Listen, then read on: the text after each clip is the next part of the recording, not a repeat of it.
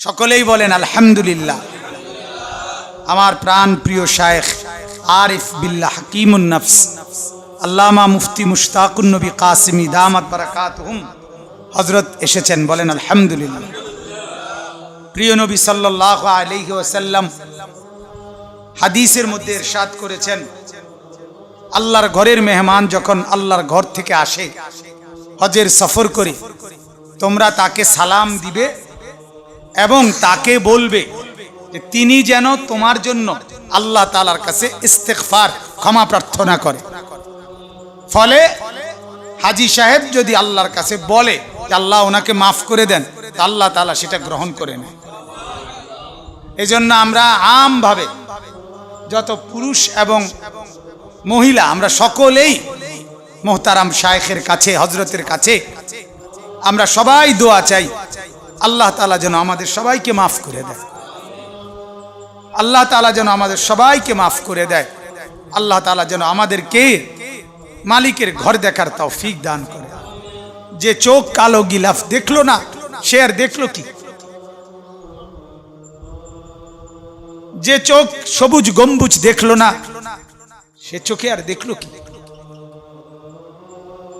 এজন্য আল্লাহর ঘর দেখার আনন্দ, রাসূলুল্লাহ সাল্লাল্লাহু আলাইহি ওয়াসাল্লামের রওজায়ে আতহারের সামনে দাঁড়াবার অনুভূতি, এটা পৃথিবীর আর কোনো আনন্দ অনুভূতির চাইতেও ব্যতিক্রম। এটা কেমন আপনি গিয়ে দাঁড়াইলে বুঝবেন। যেমন কোনোভাবেই শব্দ দিয়ে, আবেগ দিয়ে, বাক্য দিয়ে বোঝানো সম্ভব না। করাচি হযরত রহমতুল্লাহ আলাই आरिफ बिल्ला हजरत मौलाना शाह हकीम मोहम्मद अख्तर रहमतुल्लाह अलैह बोलते हैं, कहाँ ये मेरी किस्मत के तवाफ तेरे घर का, मैं जागता हो या रब या ख्वाब देखता हो। আল্লাহর ঘরে যখন তিনি কাবা ঘরের চতুর্দিকে তাওয়াফ করতেন, তখন তিনি বলতেন, আয় আল্লাহ, এটা আমার কেমন খুশকিসমত যে আমি আপনার ঘরের তাওয়াফ করছি। মাওলা, আমি বুঝতেছি না আমি কি জেগে আছি না স্বপ্ন দেখছি।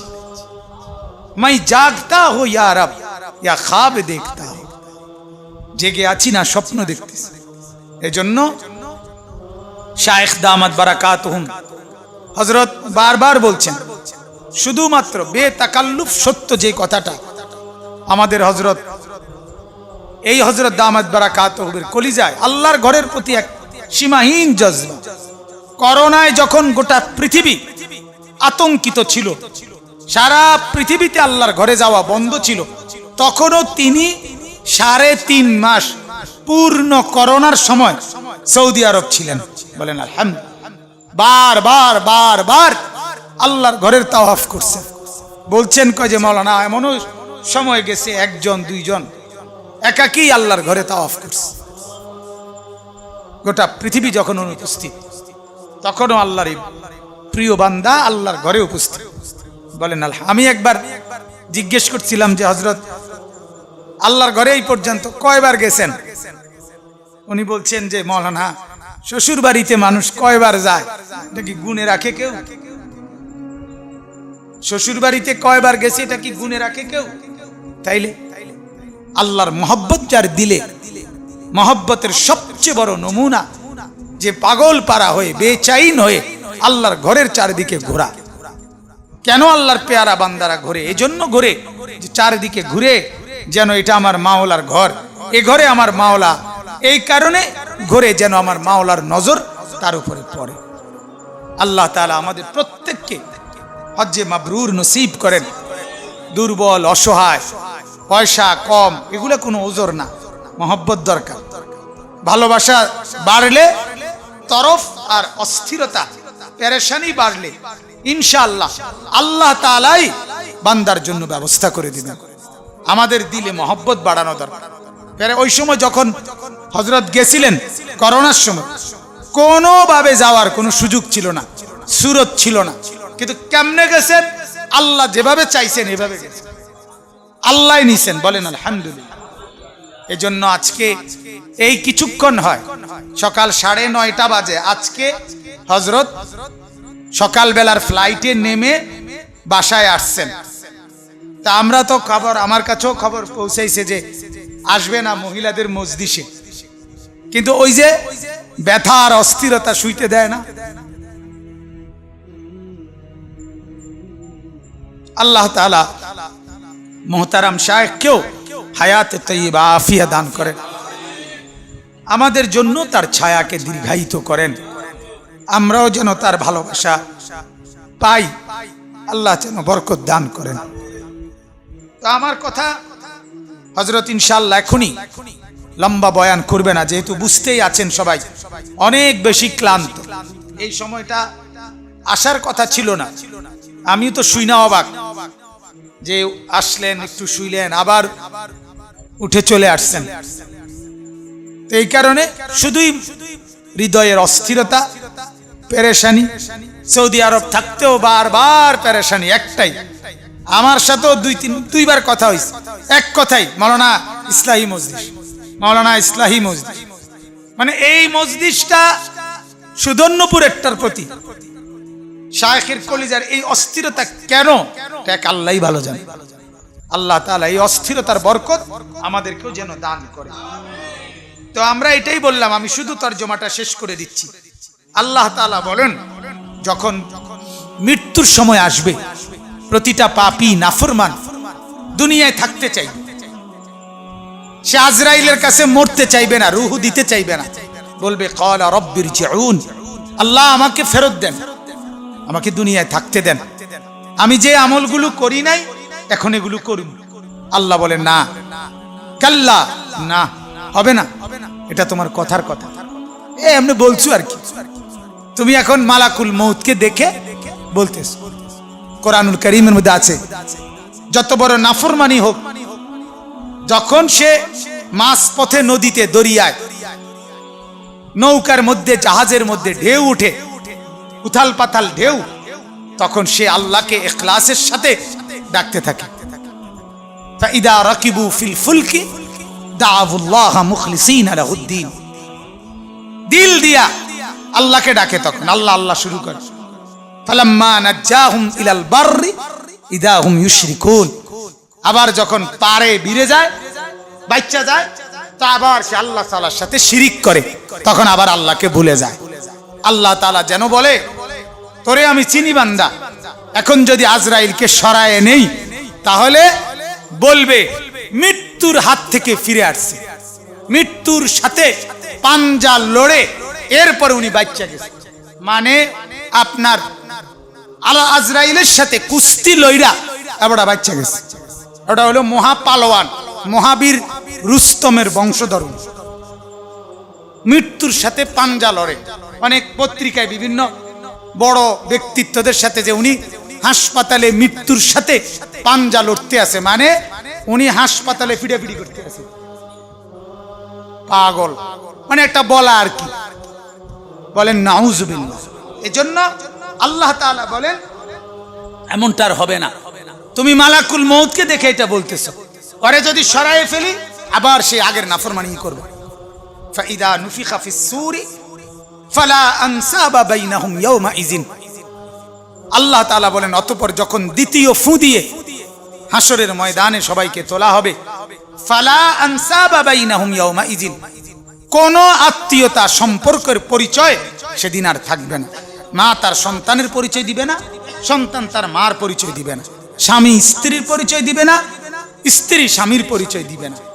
কিতাবের মধ্যে আছে মুসা নবীর মতো নবী বলবে, লা আসআলুকাল ইয়াউমা উম্মি ওয়ালা উখতি, আল্লাহ আমি মুসা আমার মাকে চাই না, আমার বাপকে চাই না, বাল আসআলুকাল ইয়াউমা নাফসি, বরং আজ হাসরের মাঠে আমি শুধু আমার ব্যাপারেই আপনার কাছে ফরিয়াদ করছি, ফরিয়াদ করছি।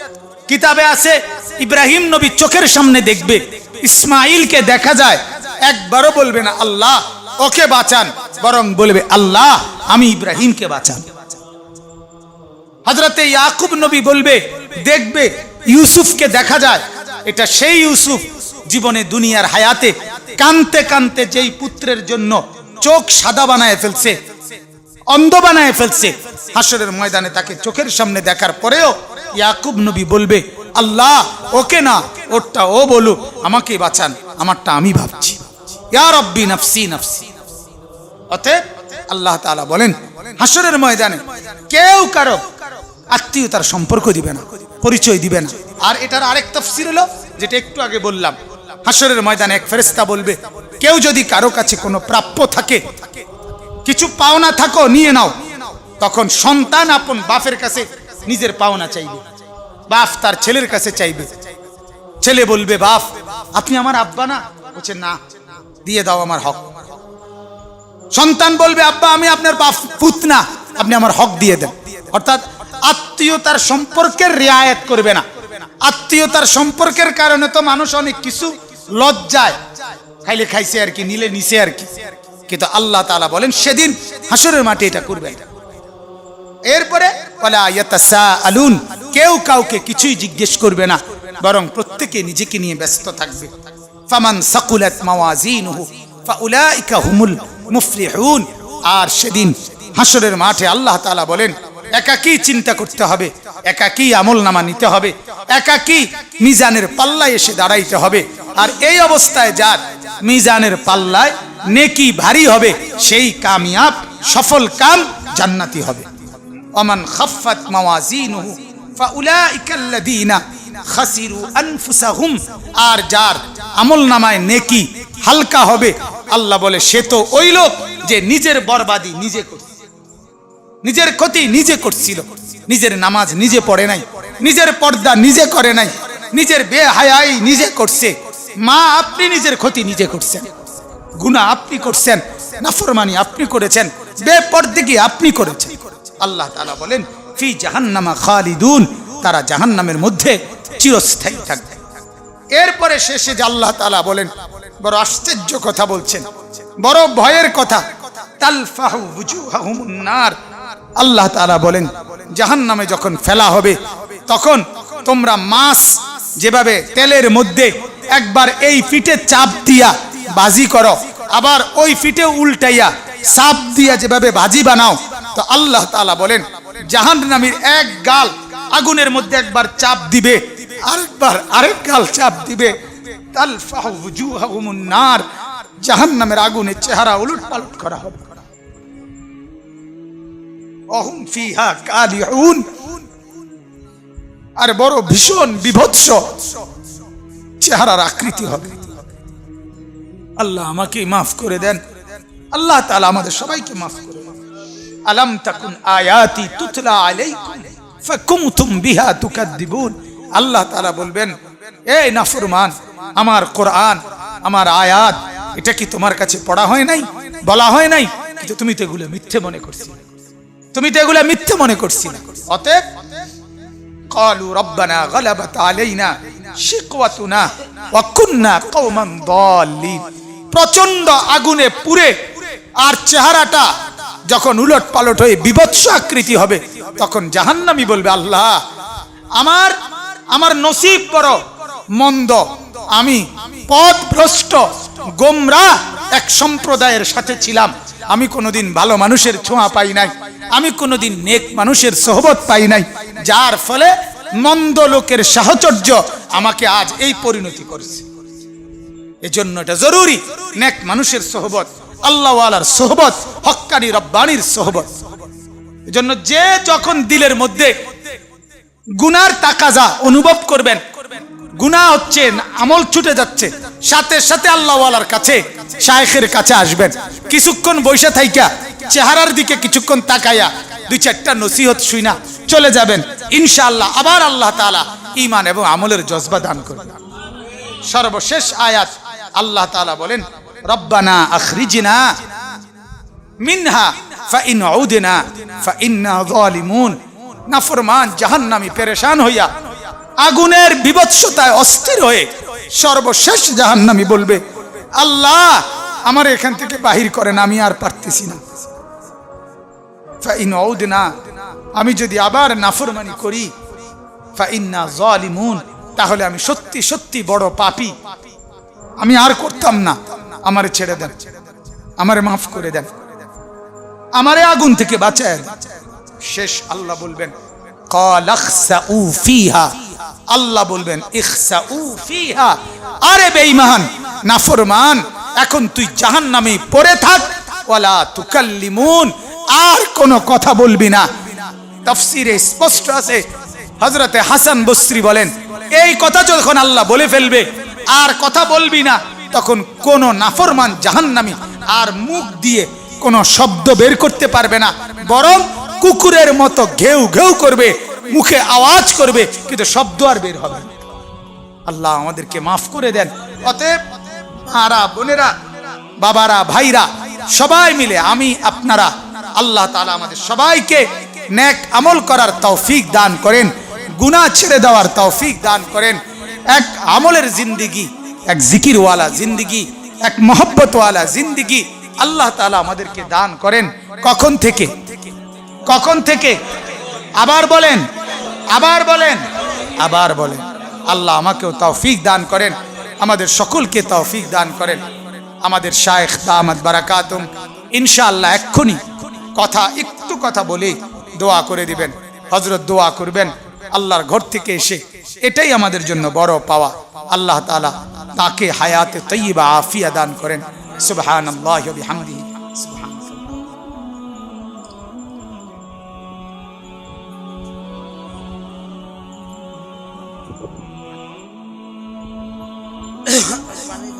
ফারুক আয়াম টিভি। ফারুক আয়াম টিভি হক্কানি ওলামাদের আগামীর পথ চলা।